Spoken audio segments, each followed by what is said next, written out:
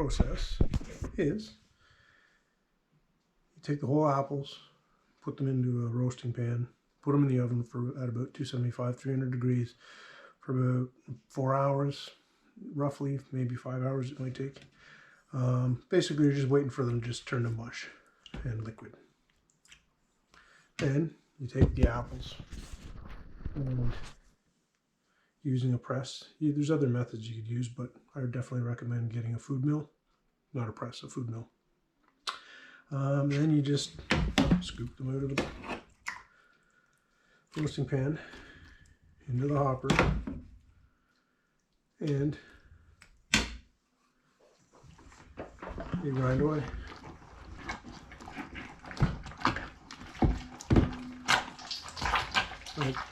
It's really not a difficult process at all. It's so straightforward, so simple. A lot of liquid down right now, but once you get it all done, the liquid, you mix it all up. And here's a jar that I just opened up this morning from last year's processing. This one's a sweetened one. A little bit of brown sugar. You can put maple syrup into it. Cinnamon if you want. But yeah, that's it. So this has been in here for a year. Just open it up. It's delicious. So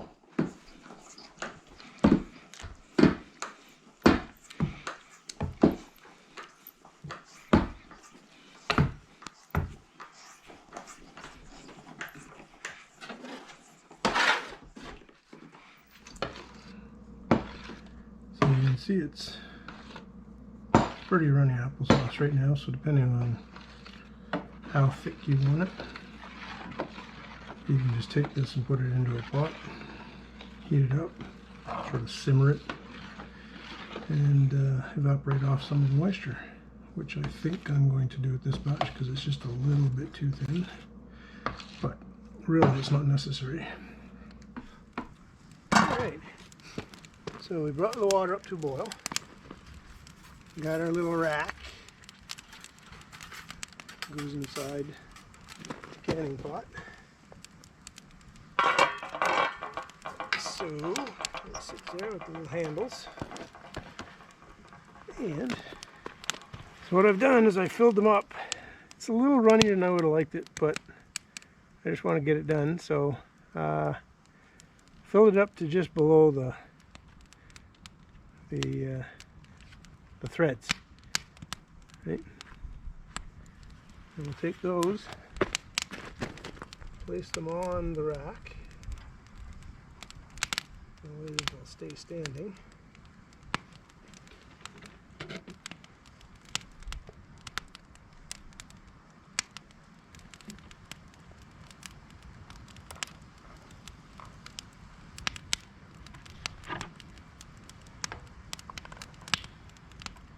And we'll lower that down gently into the water.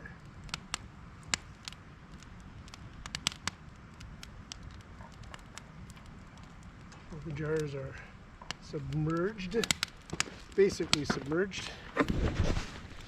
They're not fully submerged. Well, I guess they are, but some of that water will boil off. But all of the applesauce is below the water, so maybe I'll throw a rock or something in there to bring that up a little bit higher. How am I going to do that gently? Here, we'll use our canning tool.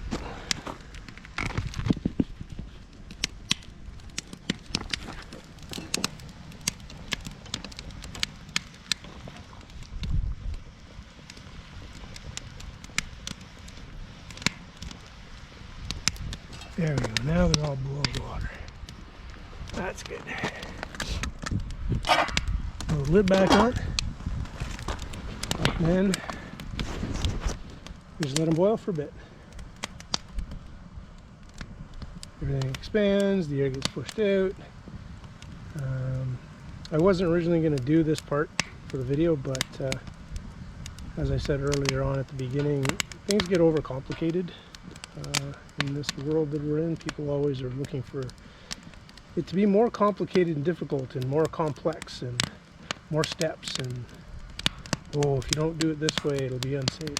So as I always say, I'm not showing you how to do this. I'm not telling you how to do this. This isn't instructional. This is just sharing my experience that I've been making applesauce for a good, well, since we moved here, and maybe even before, but at least since we moved here. So going on 23 years, I guess.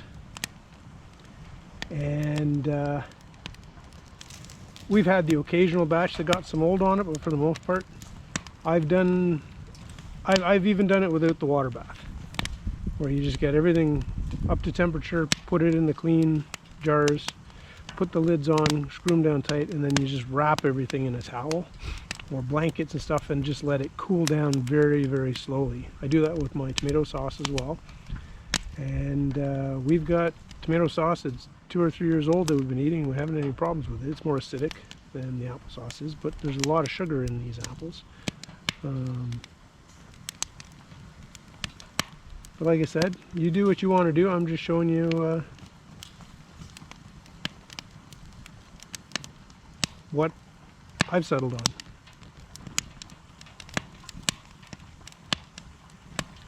Hope you enjoyed the video. Hopefully there's some benefit in it for you. And get out there and make some applesauce. But before you do, make sure that you give a thumbs up and check out the channel and maybe subscribe. Thanks.